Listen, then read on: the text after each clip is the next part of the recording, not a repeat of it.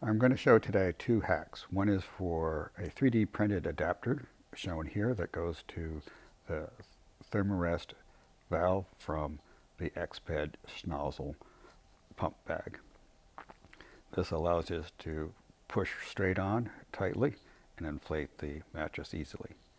The next is adding the pads, straps for the Enlightened Equipment quilts.